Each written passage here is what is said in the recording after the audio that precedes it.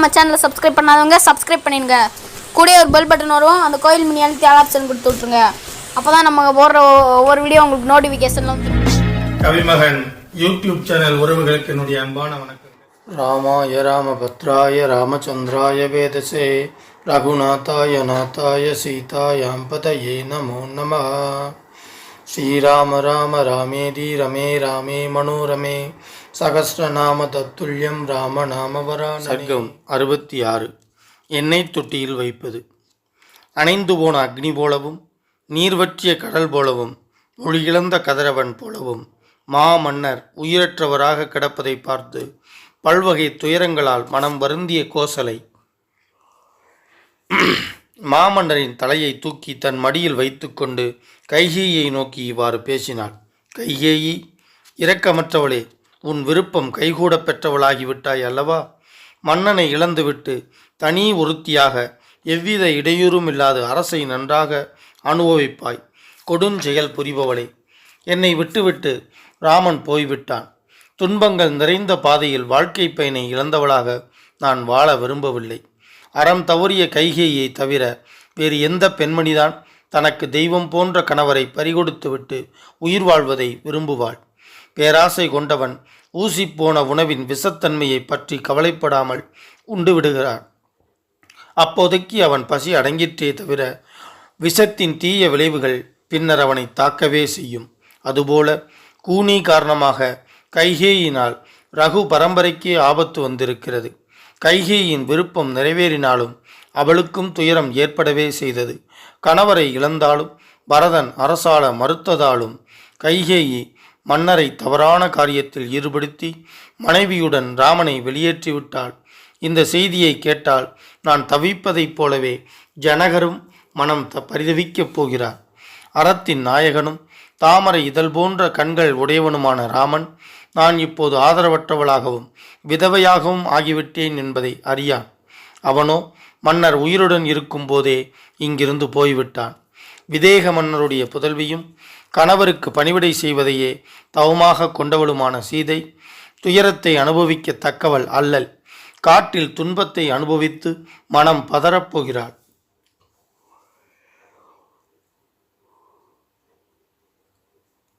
இரவு நேரத்தில் பலமான சத்தத்துடன் ஒளி எழுப்பும் விலங்குகள் பறவைகளுடைய சப்தத்தை கேட்டு அச்சமடைந்து ராமனை தழுவிக்கொள்வாள். அவர் வயோதிகர், அதாவது ஜனகர் வயோதிகர், ஆண் சந்ததி இல்லாதவர். வைதேகியை பற்றியே எண்ணி எண்ணி வேதனைப்பட்டு சோகம் தாங்காமல் நிச்சயம் அவர் உயிரை விடப்போகிறார். நானும் இப்போதே உயிர் துறக்கப் போகிறேன். பதிவிரதையான நான் இந்த திருமேனியை கட்டி தழுவிக்கொண்டு நெருப்பில் புகுவேன்.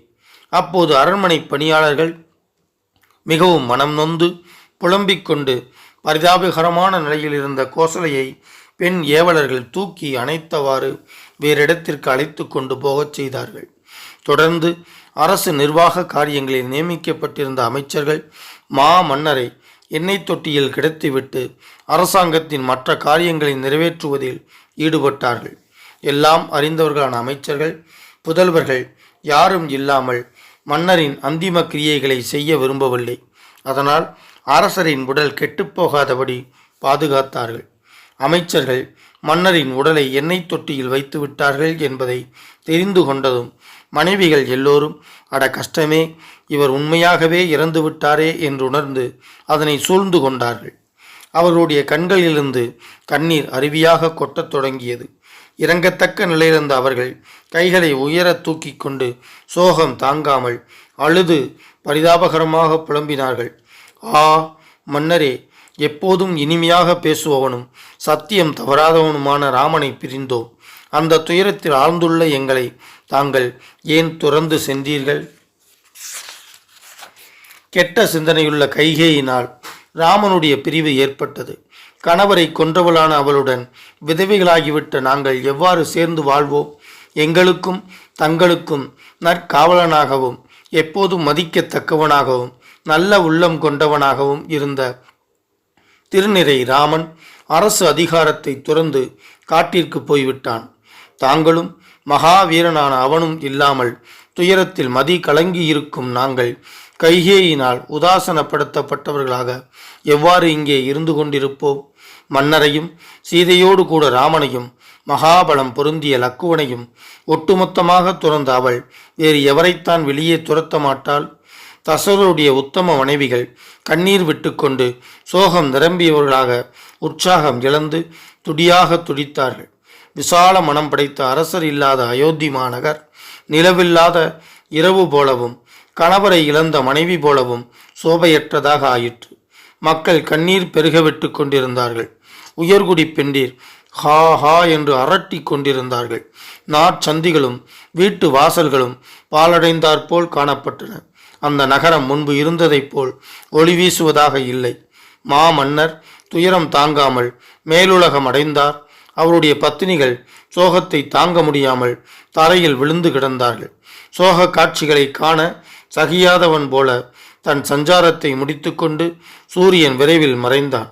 இரவும் தன் பயணத்தை தொடங்குவதற்காகவே வெளியே புறப்பட்டது. அங்கே கூடியிருந்த நண்பர்கள் ஒரு புதல்வன் கூட இல்லாமல் மன்னர் உடலை தகனம் செய்ய ஒப்புக்கொள்ளவில்லை.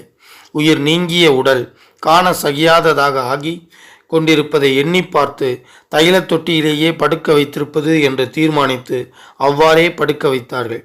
சூரியன் இல்லாததால் ஒளியிழந்த வானம் போலவும் நட்சத்திர கூட்டம் இல்லாததால் அழகில்லாத இரவு போலவும் மன்னரான தசரதர் இல்லாத அந்த பட்டணம் ஒளியிழந்து போயிற்று. சாலைகளிலும் நாற்சந்திகளிலும் கண்ணீர் நிறைந்து தொண்டை அடைக்க மக்கள் கூடி நின்றார்கள். அப்போது நகரத்தில் ஆண்களும் பெண்களும் கூட்டம் கூட்டமாக கூடி மன்னரின் மறைவிற்கு காரணமான பரதனுடைய தாயாரை இகழ்ந்து பேசிக்கொண்டு வருந்தினார்கள். அவர்களுடைய ஆள் துயரமும் அடங்கி போகவில்லை, அமைதியையும் அடையவில்லை. ஸ்ரீமத் வால்மீகி ராமாயணம் அயோத்தியா காண்டத்தில் 66வது சர்க்கம் முற்றிற்று. வான்முகில் வளாது பெய்க, மலை வளம் சுரக்க, மன்னன் கோன்முறை அரசு செய்க, குறைவில்லாதுயிர்கள் வாழ்க, நான் மறை அறங்கள் ஓங்க, நற்றவம் வேள்வி மல்க, மேன்மைகொள் சைவநீதி விளங்குக உலகமெல்லாம். ஸ்ரீமத் ராமாயணத்தை அனுதினமும் படிப்பதால் அனுதினமும் கேட்பதால் மனதிலும் செயலிலும் அமைதி உண்டாகும். இப்பூவுலக வாழ்வில் நிறைவு உண்டாகும். 7 தலைமுறைக்கும் மங்களம் உண்டாகும். ஸ்ரீமத் ராமாயணத்தை அனுதினமும் ஸ்ரத்தாபக்தியோடு இடைவிடாது சிந்திப்பவர்கள் பூரண சுகம் உடையவராக நோயற்ற தேகத்தோடு நன்மையையே அனுபவிப்பர். இறைவனின் அருளால் சிறு துன்பங்கள் கூட இல்லாமல் இன்பமுடையவராக வாழ்வர். மேலும் ஆயுள் விருத்தி அடைவார்கள். தன லாபம் பெறுவார்கள். பிரிந்த குடும்பம், பிரிந்த உறவுகள் ஒன்று சேரும். அவர்கள் இல்லங்களில் சுப காரியங்கள் நிகழும். அவர்கள் இல்லத்தில் தானிய விருத்தி அடையும். பில்லி சூன்யம் வேரோடு அழியும். தீரா கடன் தீரும். உறவுகள் பலப்படும். புதிய புதிய முயற்சிகளில் வெற்றி பெறுவர். எடுத்த காரியங்களெல்லாம் ஜெயம் உண்டாகும். யம பயம் நீங்கும். பேய் பிசாசு போன்ற அச்சம் நீங்கும். அசுர சக்திகள், துஷ்ட சக்திகள் உங்கள் பார்வையில் நாசமாகும். எதிரிகள் மற்றும் பகைவர்கள் தெரித்து ஓடுவார்கள். எங்கெல்லாம் ராமாயண சப்தம் ஒலிக்கின்றதோ, எங்கெல்லாம் ஸ்ரீமத் ராமாயண சப்தம் ஒலிக்கின்றதோ அங்கெல்லாம் மேகங்கள் உரிய காலத்தில் மழையை பொழியும். பூமி அதிக விளைச்சல் கண்டு செழித்து வளரும். பஞ்சம் பட்டினி இல்லாமல் இவ்வுலகம் செழிக்கும். மக்களுக்கு நலம் பெருகும். இம்மண்ணை ஆளும் அரசர்கள் அறவழியில் ஆட்சி நடத்துவார்கள். அதர்மமாய் ஆட்சி நடத்தினால் புகழை இழப்பார்கள். எக்காலத்திலும் பிராணிகளுக்கும் கற்றறிந்தவர்களுக்கும் நன்மையே உண்டாகும். கெட்டவர்கள் அனைவரும் நல்லவர்கள் ஆவார்கள்.